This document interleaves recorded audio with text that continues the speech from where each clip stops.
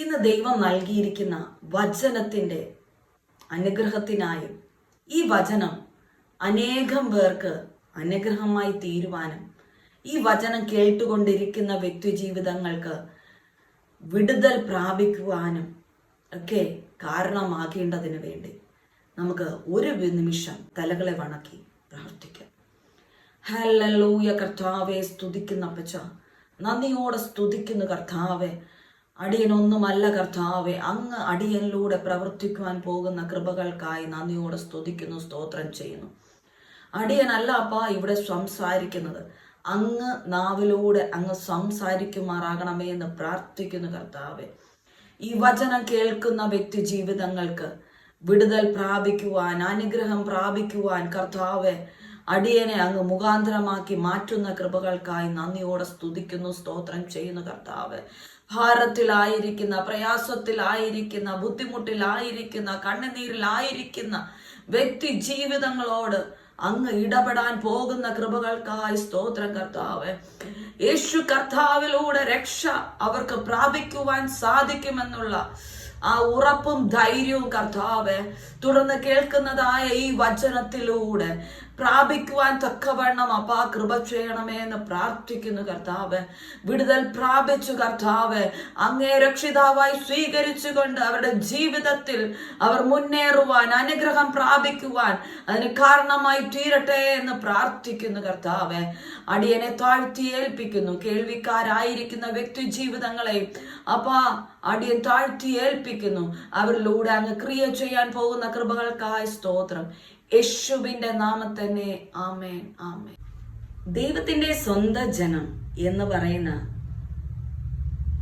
ഈ ലോകത്ത് മെജോറിറ്റി ഉള്ളതായ ഒരു ജാതിയാണ് ക്രിസ്തീയ ജാതി, അതായത് ക്രിസ്ത്യൻസ് എന്ന് പറയുന്നത്.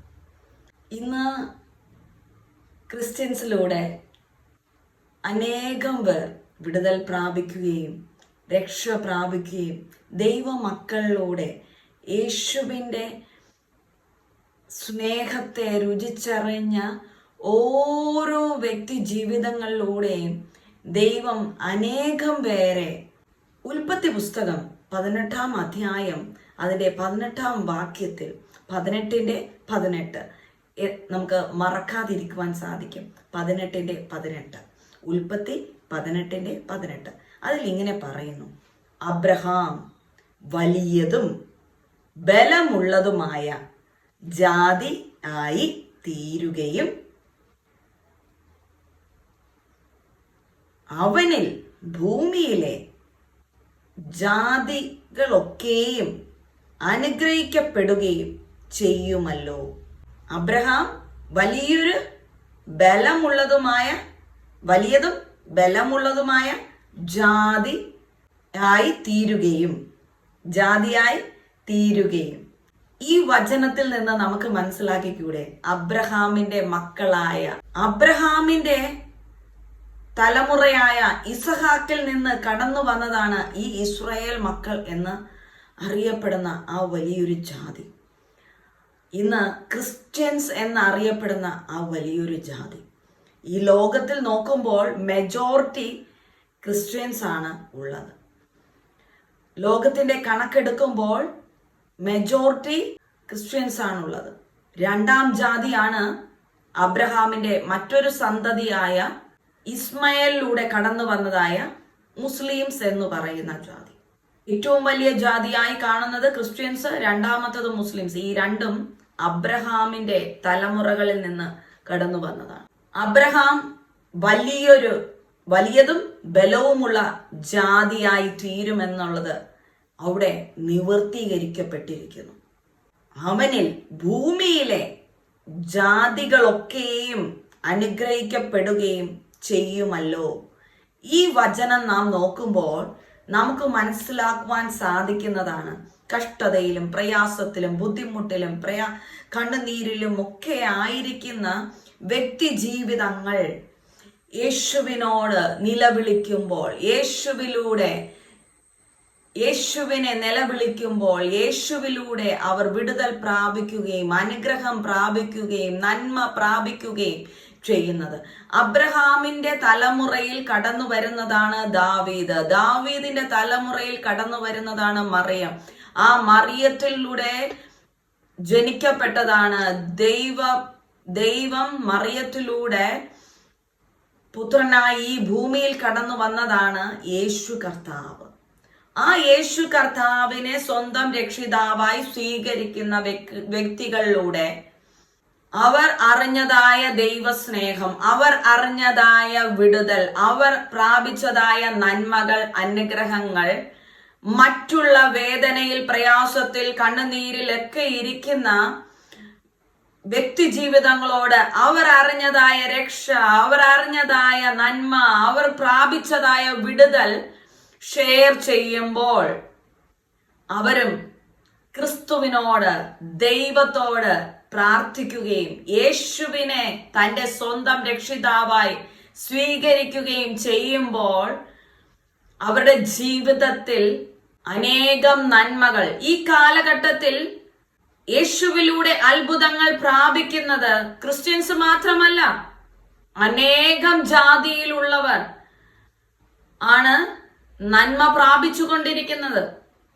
അനേകം അക്രൈസ്തവർ ദൈവത്തിന്റെ സ്നേഹത്തെ രുചിച്ചറിയുകയും ദൈവത്തിന്റെ നിന്ന് നന്മ, യേശുവിൽ നിന്ന്, യേശുവിനോട് യാചിച്ചിട്ട്, യേശുവിനോട് പ്രാർത്ഥിച്ചിട്ട്, യേശുവിനെ തന്റെ സ്വന്തം രക്ഷിതാവായി സ്വീകരിച്ചിട്ട് യേശുവിനോട് അപേക്ഷിക്കുമ്പോൾ തന്നെ അനേകം നന്മകളും അനുഗ്രഹങ്ങളും വിടുതലുകളും പ്രാപിച്ചുകൊണ്ടിരിക്കുന്നത് ഈ വചനത്തിന്റെ നിവർത്തീകരണമാണ്.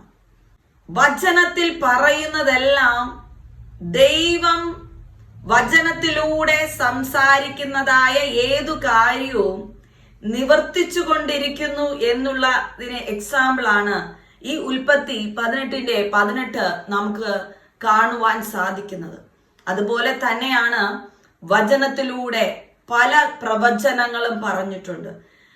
യേശു കർത്താവിലൂടെ, ദൈവത്തിലൂടെ, യഹോവയിലൂടെ, പരിശുദ്ധാത്മാവിനാൽ വചനത്തിൽ ഏതു കാര്യം പ്രവചന ശബ്ദത്തിൽ പറഞ്ഞിട്ടുണ്ടോ അത് നിശ്ചയമായും നിവർത്തിക്കും എന്നുള്ളതാണ് ഈ കാലഘട്ടത്തിൽ നടക്കുന്നതായ ഓരോ അത്ഭുതങ്ങളും വീര്യപ്രവൃത്തികളുമെല്ലാം.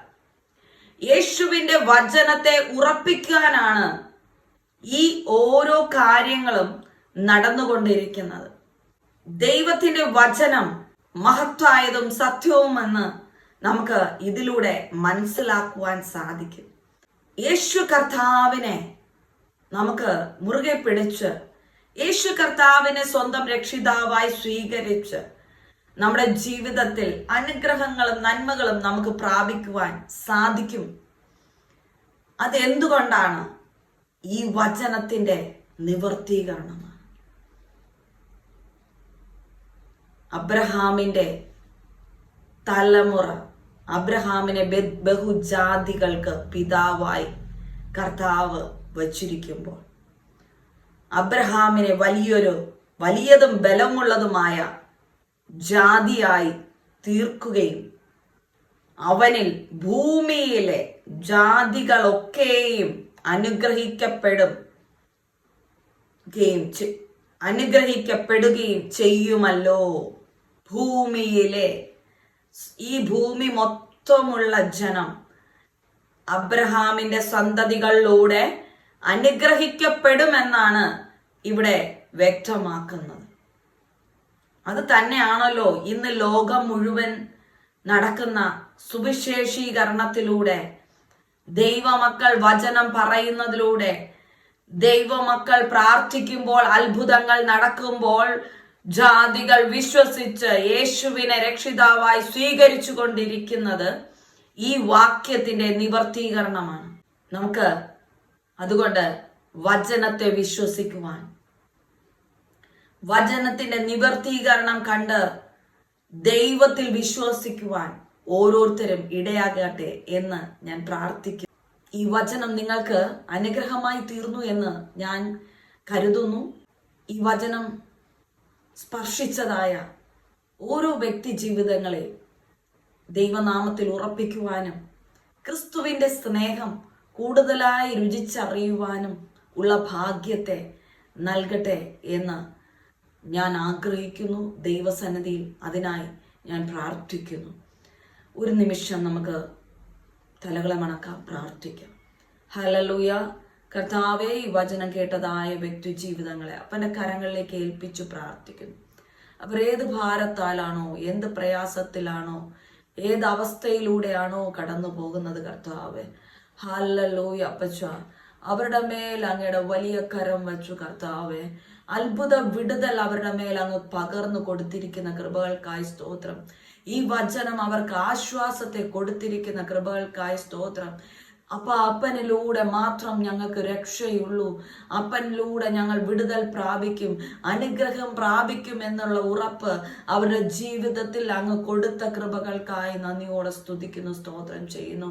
വിടുതൽ പ്രാപിച്ച വ്യക്തി ജീവിതങ്ങൾ അന്ത്യത്തോളം കർത്താവെ അങ്ങയുടെ സന്നിധിയിൽ നിലനിൽക്കുവാൻ തക്കവണ്ണം കർത്താവെ അവരെ അങ്ങ് ഒരുക്കാൻ പോകുന്ന കൃപകൾക്കായി സ്തോത്രം ചെയ്യുന്നു കർത്താവെ.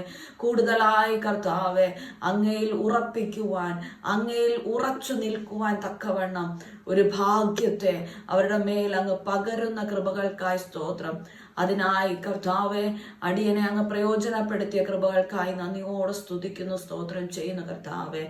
അങ്ങ് ഒരുക്കാൻ പോകുന്ന കൃപകൾക്കായി സ്തോത്രം കർത്താവെ. അടിയൻ താഴ്ത്തി ഏൽപ്പിക്കുന്നു, യേശുവിൻ നാമം തന്നെ. ആമേൻ, ആമേൻ. ഈ വചന ശുശ്രൂഷ ഏവർക്കും അനുഗ്രഹമായി തീർന്നു എന്ന് ഞാൻ കരുതുന്നു. ദൈവം നിങ്ങളേവരെയും അനുഗ്രഹിക്കുമാറാകട്ടെ. ആമേൻ.